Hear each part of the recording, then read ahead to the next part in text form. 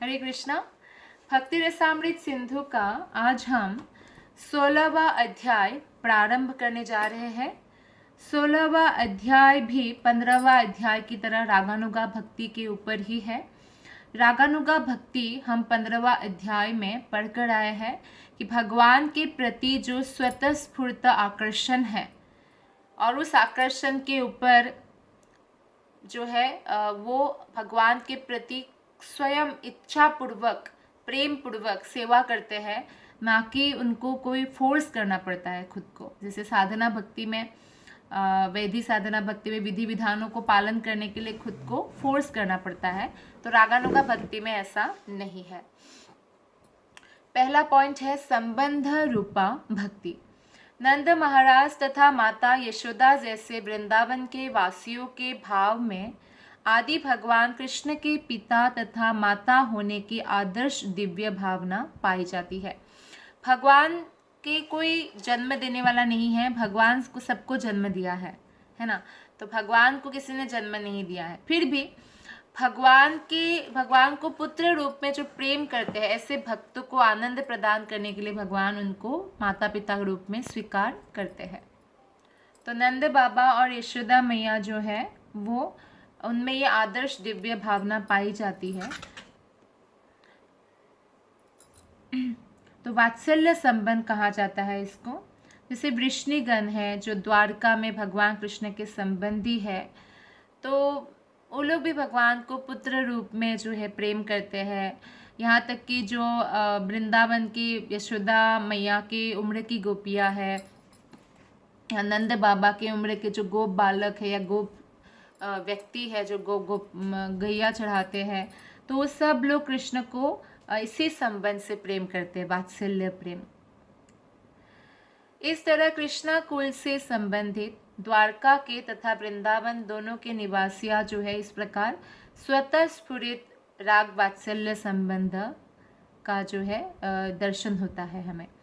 तो वृष्णियों तथा वृंदावन वासियों द्वारा प्रदर्शित कृष्ण के प्रति रागमय प्रेम उनमें नित्य विद्यमान रहता है, वो हमेशा रहता है। अगर किसी भी व्यक्ति को कृष्ण के प्रति वात्सल्य प्रेम विकसित करना है तो उनको नंद बाबा यशोदा मैया, तो उन लोगों के जो है पदचिन्हों का अनुसरण करना चाहिए।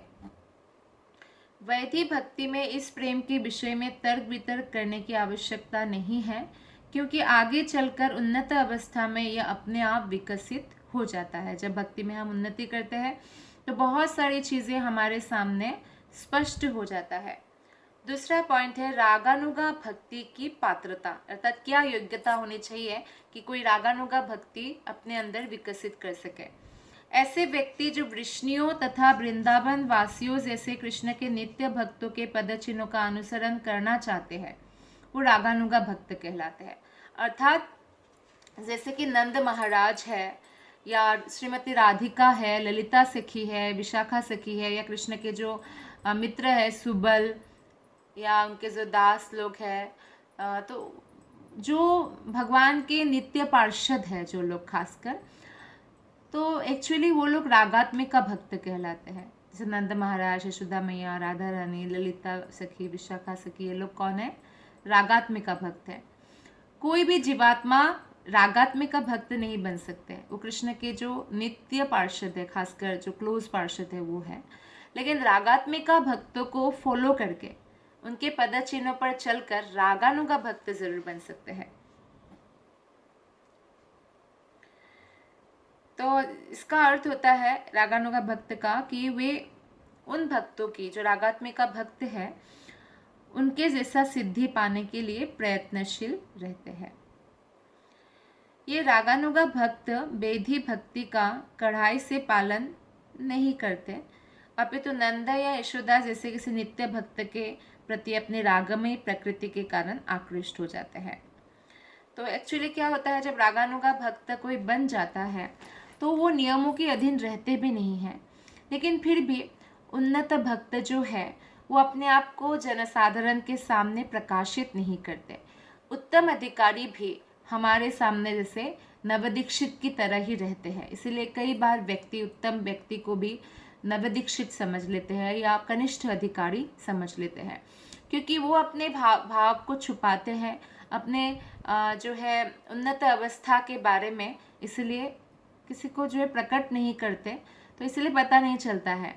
लेकिन उनका उन्नत अवस्था रहता है और इसी उन्नत अवस्था के कारण वो किसी नियमों में बंधन में नहीं है, लेकिन फिर भी वो जो है कुछ नियमों का पालन करते हैं, ताकि जो साधारण जनगण है, साधारण मानव है, वो लोग उनको आदर्श स्वरूप लेकर भक्ति में आगे बढ़े। ऐसे भगवान श्री कृष्ण आते हैं तो भगवान को कोई नियम पालन करने की आवश्यकता नहीं है, फिर भी भगवान बहुत सारे जिम्मेदारी निभाते हैं, एक पुत्र के भांति, पति के भांति या पिता के भांति। तो इस तरह से भगवान जो ब्राह्मणों को दान देना, गाय का ध्यान रखना, ये सब भगवान करते हैं और गुरु धारण करते हैं हमें सिखाने के लिए। तो जब भगवान स्वयं करते हैं तो भगवान के जो उत्तम प्रकार के भक्त हैं वो भी करते हैं। किंतु हमें ये सदैव स्मरण रखना चाहिए कि ब्रज यानी जो वृंदावन के वासी है, तो उनके चरण चिन्हों पर चलने की यह उत्सुकता हमारे अंदर तब तक नहीं आ सकता जब तक हम भौतिक कलमश से मुक्त नहीं हो जाए। तो भौतिक कलमश से हम कब मुक्त होंगे? जब हम हरे कृष्ण महामंत्र का सीरियसली, सिंसियरली एवरीडे जप करेंगे, 4 नियम का पालन करेंगे, प्रामाणिक गुरु की शरण में जो है नवविधा भक्ति का अभ्यास करेंगे, तो धीरे धीरे हम भौतिक कलमश से मुक्त हो जाएंगे। और जो भगवान के रागात्मिका भक्त है या ब्रजवासी है, उनके चरण चिन्हों पर चलने की हमारे अंदर उत्साह उत्पन्न हो जाएगी। वैदी भक्ति के सिद्धांतों का पालन करते समय एक अवस्था आती है जब हम वैदी भक्ति मतलब विधि विधानों का से वैदी साधना भक्ति है, रागानुगा साधना भक्ति, 2 प्रकार के साधना भक्ति है। तो जब कोई विधि विधान मतलब जैसे विधि विधान को पालन करने का इतना अपने आप जो है स्वतःस्फूर्त उनका वो नहीं है उत्साह, लेकिन फिर भी उनको ज्ञान है कि गुरु की आज्ञा पालन करना चाहिए, शास्त्रों की आज्ञा पालन करना चाहिए, वैष्णवों को जो है प्रणाम करना चाहिए आदि, तो विधि विधानों को पालन करते हैं, इसी कारण से पालन करते हैं। तो ऐसे पालन करते करते एक स्टेज आता है अनर्थ निवृत्ति। अनर्थ निवृत्ति का मतलब है उसका जो भौतिक कलमश है वो नष्ट होने लगता है, जैसे काम, क्रोध, लोभ, मोह, मद, मात्सर्य आदि। कभी कभी कोई व्यक्ति ऐसे भक्तिमय प्रेम का अनुकरण करता है, किंतु वास्तव में वो अनर्थों तथा अवांछित आदतों से मुक्त नहीं हुआ होता। अगर अनर्थों से हम मुक्त नहीं हुए हैं, तो अभी हम उन्नत अवस्था को प्राप्त नहीं हुए हैं, तो कभी कभी जो है ऐसे भगवान के भक्तों का, जो रागात्मिका भक्त के प्रेम का कोई अनुकरण कर सकते हैं, लेकिन वो उस दिव्य आस्वादन नहीं कर पाएंगे जब तक वो अनर्थों से मुक्त नहीं होंगे। किसी भी वस्तु में जब हम प्रगति करना चाहते हैं तो हमें कुछ ना कुछ तो ऑस्टेरिटी करना पड़ता है, परिश्रम करना पड़ता है। भौतिक संसार में अगर आप बिजनेस भी जमाना चाहते हैं तो बिजनेस जमाने के लिए भी आपको मेहनत करनी पड़ती है। ठीक उसी प्रकार से अगर आध्यात्मिक जगत में हम प्रगति करना चाहते हैं तो उसके लिए भी हमारा क्या कार्य है कि हम अनर्थों से मुक्त होने के लिए जो भी उपाय शास्त्र में बताया गया है, गुरु ने बताया है, और उन उपायों को, विधि विधानों को सिंसियरली, सीरियसली फॉलो करना है। तो इस प्रकार हम भौतिक जो हमारा भौतिक इच्छाएं हैं उनसे भी हम मुक्त हो सकते हैं। ऐसा देखा गया है कि तथाकथित भक्त अपने को नंद, यशोदा या गोपियों का अनुयायी तो घोषित करता है, किंतु साथ ही सांसारी यौन वृत्ति के प्रति उसका कुत्सित आकर्षण प्रकट होता रहता है। जब कृष्ण के प्रति आकर्षण हो जाता है तो सांसारिक आकर्षण गायब हो जाता है। जितना कृष्ण के प्रति आकर्षण बढ़ेगा उतना ही सांसारिक आकर्षण कम होता जाएगा, और जितना संसार के प्रति आकर्षण बढ़ेगा, भौतिक चीज़ों के प्रति, कृष्ण के प्रति आकर्षण कम होता जाएगा। तो ये एक्चुअली वो है चेक करने का अगर तरीका अगर है तो कई लोग जो है अपने आप को बोलते हैं कि मैं तो वात्सल्य प्रेम में नंद बाबा को फॉलो करता हूँ, या मैं माधुर्य प्रेम में गोपियों को अनुसरण करता हूँ, लेकिन उनके अंदर जो है भौतिक इच्छा बहुत ज़्यादा होता है, खासकर जैसे संसारी यौन वृत्ति के प्रति उनका बहुत आकर्षण होता है। तो दिव्य प्रेम का ऐसा प्राकट्य जो है मात्र फिर नकल होता है और निरर्थक होता है। तो जब कोई गोपियों के प्रेममय सिद्धांतों की ओर सचमुच त्वरित आकृष्ट होता है तो उसके चरित्र में संसारी कलमश का लेश भी ढूंढने को नहीं मिलता। तो जो व्यक्ति भगवान के प्रति या भगवान के जो भक्त की पदचिन्हों का अनुसरण करने के प्रति आकर्षित होते हैं तो उनके अंदर ये भौतिक काम प्रवृत्ति नहीं पाया जाता। अर्थात कहने का मतलब है कि वो नियमों का उल्लंघन करके अवैध यौन संबंध आदि में लिप्त नहीं होते और वो भौतिक इच्छाओं को जो है नियंत्रण कर सकते हैं और इस प्रकार जो है वो भगवान की भक्ति में आगे बढ़ने लगते हैं। अतएव प्रारंभ में हर एक को चाहिए कि शास्त्रों तथा गुरु के आदेशों के अनुसार वैधि भक्ति का दृढ़ता से पालन करे। तो एकदम से तो नहीं होगा। अगर हमारा कोई भौतिक चीज़ों के प्रति इच्छा है वो आज ही गायब नहीं हो जाएगा, ये ग्रेजुअल प्रोसेस है, वो धीरे धीरे होगा। तो हमें क्या करना है, हरे कृष्ण महामंत्र का 16 माला करना है, 4 नियम का पालन करना है और गुरु के अधीन होकर गुरु के आदेशों का पालन करना है और गुरु जो भी बोले विधि विधान शास्त्रों के हिसाब से उसका दृढ़तापूर्वक पालन करना चाहिए।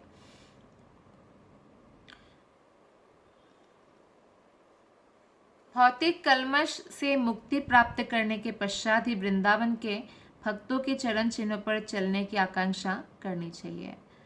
तो हमें पहले भौतिक कलमश से मुक्त होने के लिए क्या करना चाहिए, भगवान के शरण ग्रहण करना है, भगवान का नाम जप करना है और उसके बाद हमें ऐसी आशा रखना चाहिए कि हम वृंदावन के जो भक्तगण हैं, जैसे गोपिकाएँ हो, चाहे नंद बाबा यशोदा माता हो, चाहे सुबल उनका मित्र हो, तो उनके पदचिन्हों का भी अनुसरण करें। तो इसीलिए क्या करना चाहिए, प्रारंभ में हर एक को चाहिए कि वो शास्त्रों और गुरु के आदेशों के अनुसार वैधि भक्ति का पालन करें। अरे हम तो वैधि साधना भक्ति में ही हैं, हम रागानुगा भक्ति में जाना चाहते हैं। ऐसा नहीं है कि वैधि भक्ति जो है क्रॉस करके आप रागानुगा भक्ति में अकस्मात चले जाएंगे, ऐसा नहीं है। वैधि भक्ति के साथ साथ जब आप वैधि भक्ति अच्छे से पालन करते तो रागानुगा भक्ति विकसित होने लगता है। तो बस हमें ये ध्यान रखना है कि भक्ति करते समय जो है हम कभी भी वैष्णव अपराध ना करें। भले ही हमारे मन में कोई भी भावना उद्वेलित हो वैष्णवों को लेकर, पर नियंत्रण में रखें, क्योंकि एक वैष्णव अपराध, जैसे आप खिचड़ी पकाते समय अगर अग्नि में बार बार आप पानी डालते रहेंगे तो आपकी खिचड़ी नहीं पकेगी। तो उसी प्रकार से वैष्णव अपराध अगर हम करेंगे और हम लोग भक्ति के लिए भी प्रयास कर रहे, विधि विधानों का भी पालन कर रहे हैं, तो वो पानी डालने जैसा होगा, हमारी खिचड़ी नहीं पकेगी, हम लक्ष्य को प्राप्त नहीं करेंगे। श्री रूप गोस्वामी ने कहा है, जब मनुष्य वास्तव में भौतिक कलमश से मुक्त हो जाता है तो वो वृंदावन वासी भक्त का स्मरण उसी के समान कृष्ण से प्रेम करने के लिए सदैव कर सकते हैं। ऐसी भाव विकसित हो जाने पर वो मन के भीतर हमेशा कृष्ण का स्मरण करते हैं और इस प्रकार बोलते हैं ना, मेरा मन वृंदावन, तो उनका मन वृंदावन बन जाता है, वो वृंदावन में ही वास करेगा। तात्पर्य यह है कि यदि संभव हो तो मनुष्य को क्या करना चाहिए, अपने सशरीर मतलब ऐसा करना चाहिए कि वो स्वयं वृंदावन में निवास करे और ब्रजधाम के भक्तों के पदचिन्हों का अनुसरण करते हुए भगवान की सेवा में तत्पर लगे रहे। किंतु यदि वो स्वयं नहीं रह सकता, भले ही उसका कोई भी मजबूरी हो सकता है उनका परिवार का पालन पोषण करना है तो उनको नौकरी करना ही पड़ेगा और उनका नौकरी वृंदावन या ब्रजधाम में नहीं है, बाहर है, तो उस केस में वो क्या कर सकते हैं, वो वृंदावन का ध्यान कर सकते हैं। कोई भी व्यक्ति अगर नित्य वृंदावन का ध्यान करना शुरू कर दे तो उसको वृंदावन में वास करने जैसा ही लाभ प्राप्त होता है। फॉर एग्जाम्पल, आप जैसे कोई व्यक्ति रोज ही भगवान के लिए फूल लाकर भगवान के मंदिर में राधा श्याम सुंदर को वृंदावन में चढ़ा रहे हैं, तो वो एग्जैक्टली स्वयं लाके चढ़ाने जैसा ही फल उनको प्राप्त होता है, क्योंकि वृंदावन में अगर मन है तो उनका मन भी वृंदावन हो जाता है। और कलियुग का ये विशेष गुण है कि सोचने मात्र से ही जो भी पुण्य कार्य है उसका फल हमें मिल जाता है और पाप कार्य करने पर मिलता है, सोचने पर नहीं मिलता। ये कलियुग का एक महान गुण है, इसलिए तो परीक्षित महाराज ने कलियुग को ख़त्म नहीं किया। लेकिन भक्ति करने से कलियुग में बहुत जल्दी जो है व्यक्ति भगवत धाम जा सकते हैं, क्योंकि एक तो कलियुग का जो उम्र है 100 साल है सिर्फ, पूर्व काल के जो उम्र होते थे, जैसे सत्ययुग में 1 लाख वर्ष, और त्रेता युग में 10,000, द्वापर में 1,000, तो कलयुग में 100 साल, और वो भी अभी कम हो रहा है। लेकिन इन्हीं कम समय में अगर कोई हरे कृष्ण महामंत्र का जप करे शुद्धता के साथ, तो भगवत धाम इसी जन्म में भी जा सकते हैं। और मरने के बाद तो क्या होगा वो तो छोड़िए, इसी जीवन काल में वो मुक्त हो सकते हैं, इसी शरीर में मुक्त हो सकते हैं। जैसे बहुत सारे मुक्तात्मा हैं वैसे रह सकते हैं, और दिव्य आनंद के सागर में रोज गोते लगा सकते हैं। तो जो भक्त वास्तव में कृष्ण भावनामृत में आगे बढ़ चुका हो और भक्ति में निरंतर तल्लीन रहता हो, जो सचमुच भक्ति में प्रगति कर चुके हैं ना, उनमें बहुत विनम्रता आती है। जैसे कि कृष्णदास कबीरदास गोस्वामी ने कहा है कि सुअर के मल का कीड़ा जो है वो भी मेरे से उच्च है। मतलब विनम्रता आती है। जैसे अगर कोई सिर्फ सत्वगुण में रहे तो क्या होता है, सत्वगुण में खुद को श्रेष्ठ उतारे, हम तो श्रेष्ठ है, हम ब्राह्मण हैं, हम श्रेष्ठ है, ऐसी भावना आती है, तो वो उस भावना से बन जाते हैं। सत्वगुण में सुख है, सत्वगुण में बहुत लाभ भी मिलता है, क्योंकि उनका जो है नियंत्रित रहता है जीवन, लेकिन फिर भी वो उसमें बंधन में ही रहता है। लेकिन जो कृष्ण भक्त है, जो कृष्ण भक्ति में प्रगति कर चुके हैं, ऐसा भक्त सत्वगुण से भी मुक्त हो जाता है। तीनों गुणों में सबसे बेस्ट है सत्वगुण, लेकिन अर्जुन को कृष्ण कहते हैं भागवत गीता में कि मुझे प्राप्त करने के लिए तुमको तीनों गुणों से ऊपर उठना पड़ेगा, तीनों गुणों से ऊपर उठो। तो कृष्ण भक्ति करने से हम तीनों गुणों से ऊपर उठ सकते हैं, शुद्ध सत्वगुण तक जा सकते हैं। और फिर जो है ऐसा व्यक्ति जो शुद्ध सत्वगुण पर पहुंच गए हैं, भक्ति में उन्नत हो चुके हैं और निरंतर कृष्ण में उनका मन तल्लीन रहता है, तो वो सिद्धि प्राप्त कर लेता है ना। सिद्धि प्राप्त कर लेने पर भी ये ज़रूरी है कि उनको स्वयं को दूसरों के सामने प्रकट ना करे। भाव यह है कि जब तक वो सशरीर इस पृथ्वी पर रहे, तब तक वो ऐसा आचरण करे जैसे कोई कनिष्ठ अधिकारी है, नव दीक्षित नया नया भक्त जैसे आचरण करते हैं वैसे आचरण करना चाहिए।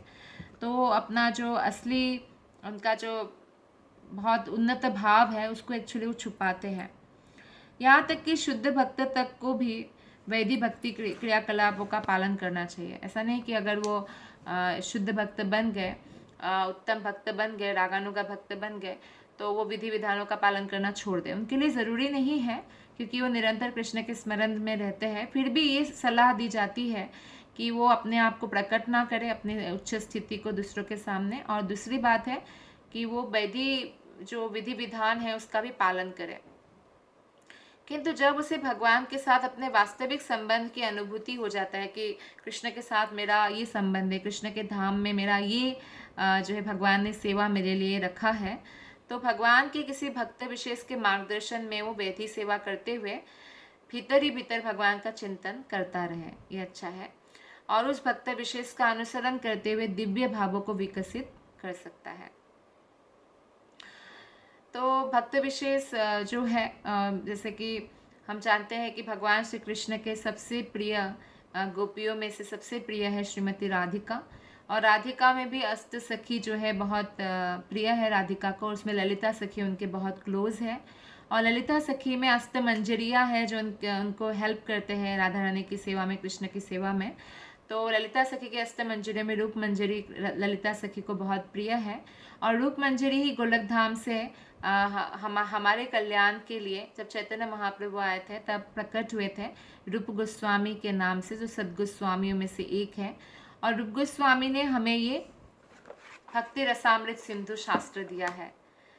तो अगर रूप गोस्वामी का जो ये जो हमारा शास्त्र है, इसलिए हम अपने आप को कहते हैं रूपानुगा, रूप गोस्वामी को हम फॉलो करते हैं।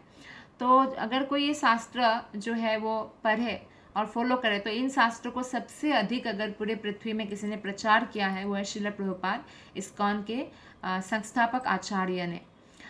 तो आप सोचिए, अगर ऐसे प्रभुपाद के जो अभी प्रिय शिष्य कौन होंगे, जो रूप गोस्वामी पाद की जो शिक्षा प्रभुपाद ने प्रचार प्रसार किया है जिससे लाखों लोग भक्त बने हैं, तो उन जो मैसेज है उसको एज इट इज़ लोगों तक पहुंचाना। जो अभी प्रेजेंट आचार्य है, जैसे इस्कॉन में गुरु है, तो बहुत प्रिय है। और ऐसे गुरु के अगर कोई शिष्य बने और वो भी जैसे हृदय से और आत्मा से गुरु की सेवा करे इस जो मैसेज है इसके प्रचार प्रसार में, तो वो कृष्ण के कितने प्रिय होंगे।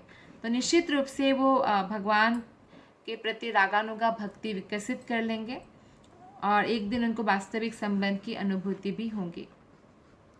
इस संदर्भ में हमें एक बात का हमेशा ध्यान रखना चाहिए कि कई लोग हैं, कलयुग में बहुत लोग ठगते भी हैं, तो तथाकथित सिद्ध प्रणाली को हमें फॉलो नहीं करना है, क्योंकि उसमें क्या होता है तथाकथित सिद्ध प्रणाली में कि लोग ऐसे आपको बता सकते हैं कि हम आपको दीक्षा दे देंगे, आपको सिद्धि प्राप्त हो जाएगी तुरंत, और आपको जो है आपका क्या संबंध है कृष्ण के साथ, गोपी के रूप में क्या नाम है आपका, या सखा के रूप में क्या नाम है, आपको पता चल जाएगा।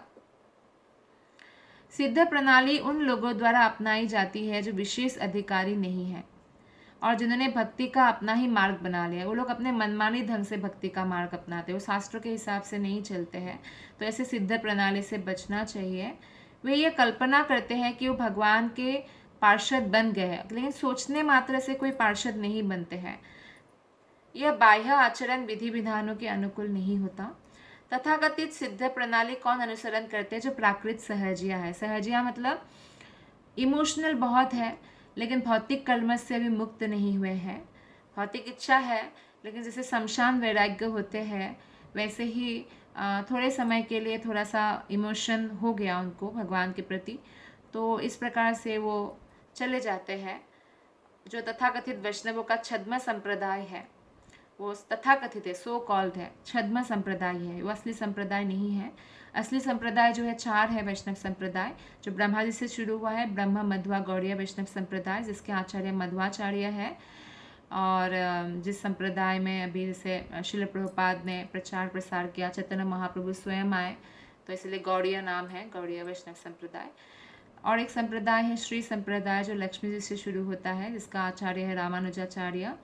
रुद्र संप्रदाय शिव जी से शुरू हुआ है। शिव जी से शुरू हुआ है तो ऐसा नहीं कि शिव भक्ति होती है, कृष्ण भक्ति होती है। तो उस संप्रदाय के आचार्य का नाम है विष्णु स्वामी।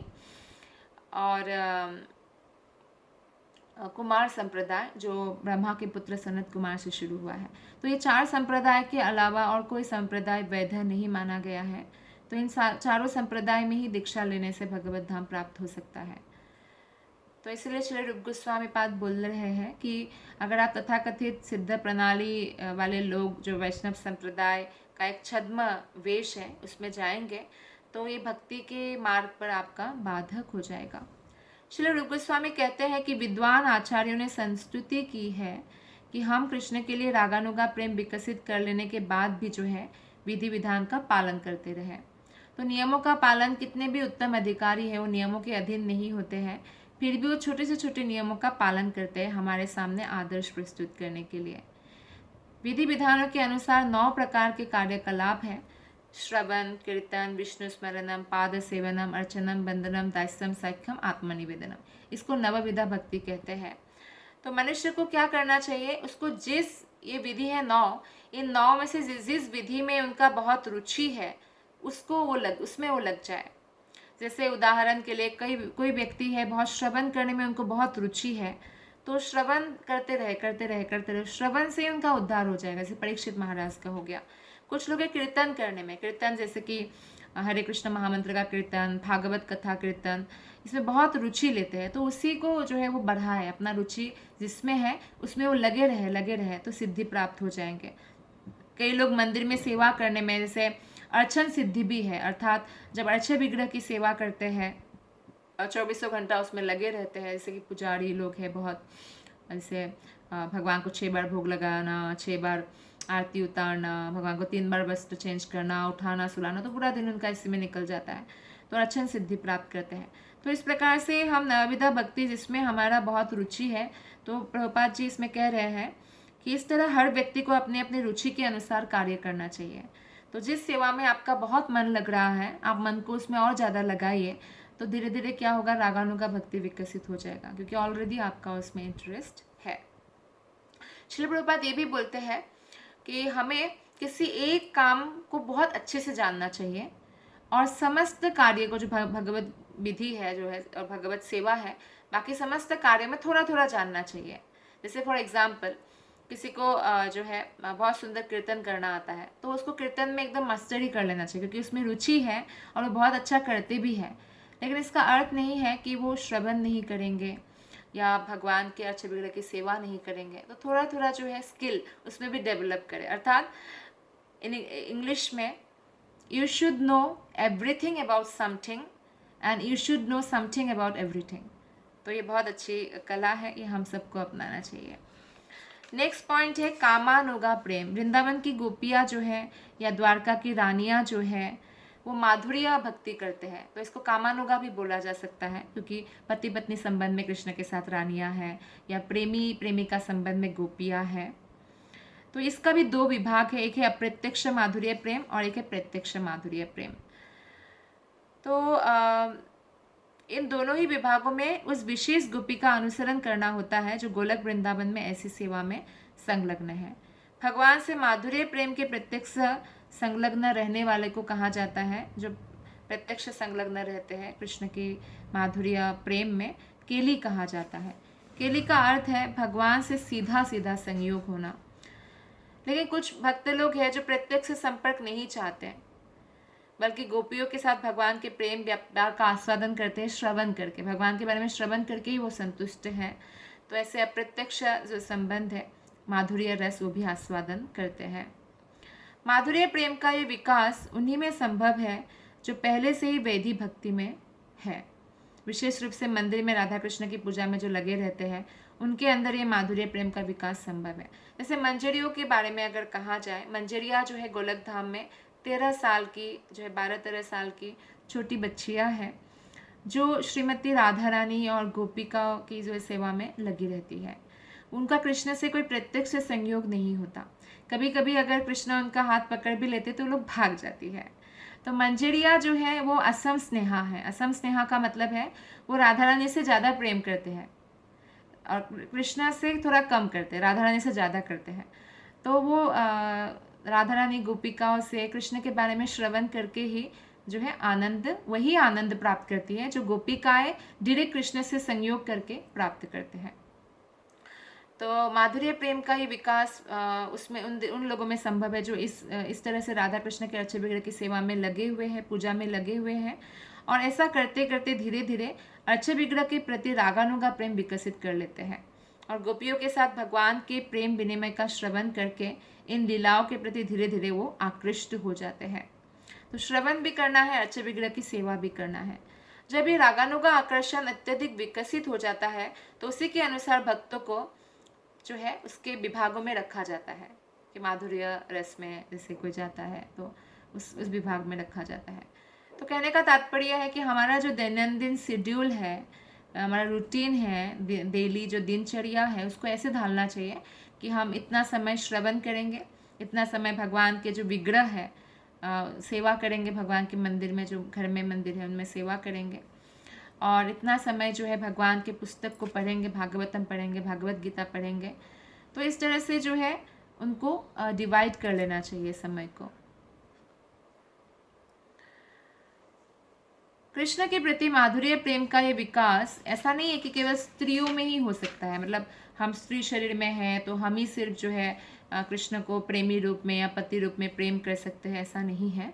क्योंकि शरीर का, हमारा भौतिक शरीर का आध्यात्मिक प्रेम व्यापार से कुछ नहीं लेना देना होता, क्योंकि हम आत्मा है। हम पुरुष शरीर में रहे चाहे स्त्री शरीर में रहे, हाँ स्त्री शरीर में क्योंकि वो पुरुष भावना नहीं होता है, तो स्त्री शरीर में कोई अगर विकसित करना चाहे माधुर्य भावना, वो बहुत आसान होता है।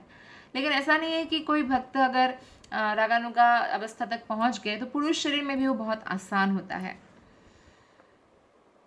तो इसी तरह अगर पुरुष चाहे तो वृंदावन की गोपी बनने का भाव विकसित कर सकता है, लेकिन उसके लिए उनको सहजिया प्रथा नहीं अपनाना चाहिए कि वो गोपी का ड्रेस पहन लिया, गोपी के जैसा मांग टिका लगा लिया, मेकअप कर लिया और स्त्री बन के घूम रहे हैं। तो बाह्य ड्रेस से गोपी भाव नहीं आता है। गोपी भाव आता है, ये आंतरिक जो है यात्रा है। तो गोपी भाव ऐसे विकसित करना चाहिए, ऐसे व्यक्तियों का जो है अनुसरण करके, ऐसे गुरु के जो प्रामाणिक गुरु है उनके अधीन होकर, उनके आज्ञा का पालन करके उनको ऐसे भाव विकसित कर सकते हैं। तो एक पुरुष भक्त किस प्रकार गोपी बनने की इच्छा रख सकते हैं, इसका वर्णन जो है पद्म पुराण में हमें मिलता है और रामायण में भी हमें देखने को मिलता है कि पद्म पुराण में खासकर जो है इसके बारे में वर्णन है कि दंडकारण्य जो वन है जहाँ पे रामचंद्र ने वनवास 14 वर्ष वनवास बिताया था, तो रामचंद्र इतने सुंदर है कि रामचंद्र के सौंदर्य पर वहाँ के जो ऋषि मुनियाँ हैं वो बहुत मोहित हो गए और माधुर्य रस में रामचंद्र को चाहने की इच्छा की। लेकिन रामचंद्र ने जो है तब आदर्श राजा का एक रोल निभा रहे थे। हालांकि राम और कृष्ण में कोई अंतर नहीं है। कई लोग क्या करते हैं, गलती करते हैं, बोलेंगे हम तो राम को फॉलो करते हैं, वो बहुत आदर्शवादी थे, कृष्ण तो इतने स्त्रियों के साथ रास रचाया, हम उनको नहीं पूजा करते। अरे आप एक ही व्यक्ति के बारे में बोल रहे हैं। जैसे अच्छा, ये अगर लाल कलर का कपड़ा पहनेंगे इस व्यक्ति को तो हम पूजा करेंगे, लेकिन हरा रंग का पहनेंगे तो नहीं पूजा करेंगे। तो ये तो एक प्रकार से अज्ञानता का परिचय है। राम और कृष्ण एक ही व्यक्ति है। तो राम जी के प्रति आकर्षित हो गए। तो राम जी इस समय आदर्श राजा का रोल निभा रहे थे। तो एक पत्नी व्रत धारण किया हुआ था, सीता के अलावा वो किसी को अपने पत्नी या माधुर्य रस में ग्रहण नहीं कर सकते हैं। तो फिर जो ऋषि मुनियाँ थे वो उन्होंने प्रार्थना किया कि हमें भगवान श्री कृष्ण के जो है सखी प्रेमिका के रूप में जन्म लेने के लिए फिर आशीर्वाद दीजिए, क्योंकि ऋषियों को भी मालूम है और ऋषियों ने ये भी निष्कर्ष निकाला कि रामचंद्र से भी ज़्यादा सुंदर रूप जो है कृष्ण रूप है। एक्चुअली कृष्ण से ही समस्त अवतार का विस्तार होता है। रामचंद्र हो, नरसिंह भगवान हो या तीनों विष्णु हो, कानंद कषाय, गर्भोदक कषाय, क्षीरोदक कषाय, तो अनंत विस्तार कृष्ण से होता है। हालांकि कोई अंतर नहीं है, लेकिन जैसे आप दिवाली में दीप जलाते हैं तो एक दीप ले जाते हैं और सारे दीपक को जलाते हैं, तो ओरिजिनल दीप एक जो होता है वो कृष्ण है। तो उन्होंने ये भी निष्कर्ष निकाला दंडकारण्य के ऋषियों ने कि कृष्ण जो है अधिक सुंदर है। तो उन्होंने कामना किया कि ठीक है, आप ग्रहण नहीं कर सकते माधुर्य रस में हमें, तो हमें जो है आप कृष्ण के सखी प्रेमिका बनने के लिए जो है अगले जन्म हम ऐसा ही ले, तो हमें इसका आशीर्वाद दीजिए। तो ये गोपियाँ है सिद्ध गोपी, अलग अलग गोपियाँ होते हैं ना, जैसे कोई वेद पुराण उपनिषद भी गोपियाँ बन के आते हैं। तो ऐसे तो रामचंद्र ने उनको आशीर्वाद दिया। तो अगले जन्म उन लोगों ने जो वहाँ की स्त्रियाँ थी ब्रज की, उनके गर्भ में, उन ग्वालिन, उनकी गोपिकाओं की गर्भ में उन्होंने जन्म लिया और कृष्ण के प्रेमिका के रूप में, गोपी के रूप में उनको सान्निध्य कृष्ण का प्राप्त हुआ। कृष्ण ने उनका प्रार्थना स्वीकार कर लिया था और वो रास महोत्सव में भी वो दंडकारण्य के ऋषि लोग भाग ले पाते हैं। तो हम इस उदाहरण से देखते हैं कि जब भगवान रामचंद्र को दंडकारण्य में देखा ऋषियों ने, तो वो लोग भक्ति में तल्लीन थे, आकर्षण हो गया उनको माधुर्य रस में। तो तत्काल उन्होंने वृंदावन की गोपियों का चिंतन करना प्रारंभ किया, क्योंकि वृंदावन की गोपियों के जो है पद चिन्हों का अनुसरण करे बिना कोई भी गोपी का रूप प्राप्त नहीं कर सकते। इसलिए जो लक्ष्मी देवी है वो तपस्या, बहुत घोर तपस्या किया कि कृष्ण और विष्णु में कोई अंतर नहीं। विष्णु का तो वो शाश्वत जो है पत्नी है, फिर भी कृष्ण के साथ माधुर्य रस में रास लीला में भाग लेने की इच्छा प्रकट किया, तो तपस्या किया। लेकिन क्योंकि उन्होंने गोपियों का पदचिन्ह अनुसरण नहीं किया तो उनको गोपी रूप में जो है प्रवेश नहीं मिला। तो आप देखिए, लक्ष्मी तक को भी गोपियों के जो है पदचिन्हों का अनुसरण करना अनिवार्य है, फिर तो साधारण आत्मा का कंपलसरी है ही। तो गोपिया कोई साधारण स्त्री नहीं है, कृष्ण के अतिशय प्रिय है और सबसे उच्च कोटि के भक्तिन है। तो इस तरह भगवान कृष्ण के साथ माधुर्य प्रेम की दिव्य भावना जो है दंडकारण्य के ऋषियों ने विकसित किया और अपने मनुष्य जीवन को धन्य बनाया। माधुर्य प्रेम की दो श्रेणियां होती है। एक तो पति पत्नी के रूप में माधुर्य प्रेम होता है, तो उसको स्वकीय कहा जाता है, और एक होता है प्रेमिक प्रेमिका रूप में, तो उसको पराकिया कहा जाता है। पराकिया भाव जो है ब्रज में प्रसारित है। तो पराकिया भाव को स्वकीय भाव से भी आध्यात्मिक जगत में श्रेष्ठ माना गया है। जो कोई पत्नी के रूप में कृष्ण से माधुर्य प्रेम विकसित करता है, कि मुझे कृष्ण की पत्नी बनना है, तो द्वारका चला जाता है। जैसे कि जब मीराबाई वृंदावन आए और एक गोस्वामी से मिला, सद गोस्वामी से, एक गोस्वामी से, तो उन्होंने इच्छा प्रकट की कि मुझे इंदिरा बनना है। इंदिरा मतलब लक्ष्मी। तो उन्होंने कहा कि फिर ब्रज में आपका कोई काम नहीं, आप द्वारका चले जाइए, द्वारका में कृष्ण का माधुर्य भाव में जो है भजन कीजिए। तो फिर उनको वही पद प्राप्त होता है। तो जो पत्नी के रूप में माधुर्य भाव जो है विकसित करता है, उसको द्वारका मिलता है। द्वारका भी आध्यात्मिक जगत में द्वारका है। जैसे वैकुंठ है, वैकुंठ के ऊपर अयोध्या है श्री रामचंद्र का, और अयोध्या के ऊपर द्वारका है, द्वारका के ऊपर मथुरा है, मथुरा के ऊपर गोलक वृंदावन है, कृष्ण लोक।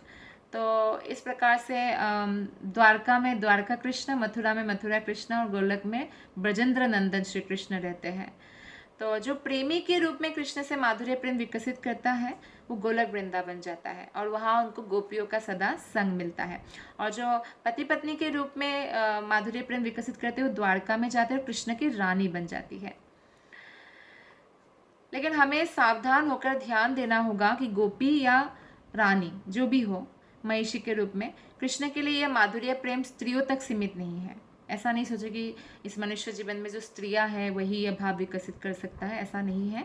पुरुष भी ये भाव विकसित कर सकते हैं। इसका उदाहरण पद्म पुराण से हमने अभी पढ़ा ही कि दंडकारण्य की ऋषिया कैसे गोपी बन गई। हाँ, लेकिन अगर कोई माधुर्य प्रेम की कामना तो करता है, लेकिन गोपियों के चरण चिन्हों का अनुसरण नहीं करते, तो उनका कृष्ण का सानिध्य उनको द्वारका में प्राप्त हो जाता है। तो महाकुर्म पुराण में कहा गया है, अग्निदेव जो अग्नि देवता है, उनके जो महर्षि पुत्र हैं, उन्होंने कृष्ण के माधुर्य प्रेम प्राप्ति के लिए विधि विधानों का बहुत दृढ़ता से पालन किया। वो लोग भी पुरुष हैं, महर्षि है, तो उन्होंने कृष्ण के माधुर्य प्रेम पाने के लिए जो है दृढ़ता से विधि विधानों का पालन किया, और फलस्वरूप उन्हें अगले जन्म में जो है समस्त सृष्टि के उद्गम भगवान वासुदेव यानी कृष्ण के सानिध्य प्राप्त हो सका, और कृष्ण के पत्नी बन गए वो लोग, अग्नि देवता के पुत्र। तो वात्सल्य या साख्य भाव नेक्स्ट पॉइंट है। वात्सल्य भाव मतलब कृष्ण को पुत्र रूप में सोचना। जैसे वृंदावन में काफ़ी भक्त है, वो कृष्ण को लल्ला लल्ला, अरे लल्ला को पहले खिला दो, लल्ला सबसे छोटा है, हमारे घर का बालक है, तो ऐसी भावना विकसित करते हैं। और यह राधा रानी को लाली बोलती है। तो जो भक्त माता पिता या मित्र के रूप में, कई लोग कृष्ण मेरा परम सखा है, मित्र है, इस रूप में भगवान के प्रति आकृष्ट होते हैं, उन्हें क्रमशः नंद महाराज या सुबल भगवान श्री कृष्ण के सर्वाधिक घनिष्ठ मित्र हैं, तो इनके पदचिन्हों का अनुसरण करना चाहिए। तो भगवान के पिता या सखा बनने के भी दो प्रकार है। एक तो है कि सीधे भगवान का पिता बनने का प्रयास किया जाए, और दूसरा विधि है नंद महाराज के पदचिन्हों का अनुसरण करके आदर्श चेष्टा करें। लेकिन जो पहला विधि है कि सीधे भगवान का पिता बनने का प्रयास करें, इस विधि का संस्तुति जो वैष्णव आचार्य लोग नहीं करते हैं, क्योंकि इसमें मायावाद टच है। मायावादी लोग क्या सोचते हैं कि हम ही कृष्ण बन गए, तो ऐसी भावना में ये हो सकता है हम कृष्ण के पिता हैं। तो ऐसी भावना जब विकसित हो जाते हैं कि नंद महाराज, हम ही नंद महाराज बन जाएंगे, नंद महाराज कोई नहीं बन सकता, वो रागात्मिक का भक्त है, वो रागानु का भक्त बन सकते हैं नंद महाराज के पद चिन्ह को फॉलो करके। तो वो सोचे कि हम नंद महाराज बन जाएंगे। तो ये जो भावना है, ये मायावाद से थोड़ा कलुषित है। तो ऐसे मायावादी चिंतन पद्धति को अपराधपूर्ण माना जाता है, और इसलिए सीधे कृष्ण के पिता बनने का प्रयास करने का जो ये प्रयास है, ये रास्ता है, इसको संस्तुति नहीं किया गया है वैष्णव आचार्यों के द्वारा, क्योंकि अपराधी कृष्ण का सानिध्य प्राप्त करने के लिए भगवत धाम में प्रवेश नहीं पा सकता। तो इसमें जो है सक्सेस रेट ऑलमोस्ट जो है नील है। तो स्कंद पुराण में पांडवों की राजधानी हस्तिनापुर में निवास करने वाले एक वृद्ध पुरुष की कहानी आती है स्कंद पुराण में। तो वो अपने जो कृष्ण को प्रिय पुत्र के रूप में पाना चाहते थे। तो नारद मुनि ने उनको मार्गदर्शन किया, और नारद मुनि ने उस वृद्ध व्यक्ति को बताया कि नंद महाराज के चरण चिन्हों का अनुसरण करो। और इस तरह जब उस वृद्ध व्यक्ति ने नंद महाराज के पद चिन्हों का अनुसरण किया और कृष्ण को पुत्र रूप में पाने की कामना किया, तो सफलता उनको मिल गई। नारायण व्यूह स्तव में एक कथन आता है, जो लोग भगवान का चिंतन पति, मित्र, पिता या भगवान के हितैषी के रूप में करते हैं, नारायण व्यू स्तव में बोला गया है कि ऐसे व्यक्ति सदैव पूजनीय होते हैं और सबसे अधिक पूजनीय होते हैं। कृष्ण ने स्वयं भी बोला है, मद भक्त पूजाभ्याधिका, मेरे मेरे भक्तों की पूजा मेरे से भी ज़्यादा होना चाहिए। ऐसा कृष्ण का प्रेम है भक्तों के प्रति। तो कृष्ण के प्रति यह रागानुगा भक्ति कृष्ण या उनके शुद्ध भक्ति की कृपा से ही विकसित हो सकती है। अगर हम सोचें कि हम अपने आप कुछ भजन बहुत ज़्यादा कर लेंगे, दिन रात नाम जप कर लेंगे, लेकिन हम किसी भी रागानुगा भक्तों को फॉलो नहीं करेंगे, गुरु के आज्ञा का पालन नहीं करेंगे, तो वो संभव नहीं है, क्योंकि गुरु की कृपा से ही ये संभव हो सकता है। कभी कभी यह भक्ति विधि पुष्टि मार्ग कहा जाता है। पुष्टि का मतलब होता है पोषण करना, बढ़ाना, वर्धन करना, पालन पोषण जो होता है, और मार्ग का अर्थ होता है रास्ता। तो इस तरह भाव के विकास से सर्वोच्च स्तर तक भक्ति का पोषण होता रहता है, और इसलिए इसे पुष्टि मार्ग कहते हैं। वल्लभ संप्रदाय जो वैष्णव धर्म के जो है विष्णु स्वामी संप्रदाय से संबंधित है, रुद्र संप्रदाय, इसी पुष्टि मार्ग से कृष्ण की पूजा करते हैं। तो सामान्यतः गुजरात में भक्तगण बाल कृष्ण की पूजा पुष्टि मार्ग से ही करते हैं। तो इस तरह आज जो है ये 16वां अध्याय है आज। तो ये 16वां अध्याय का यही समापन होता है। आप सबका बहुत बहुत धन्यवाद। हरे कृष्ण।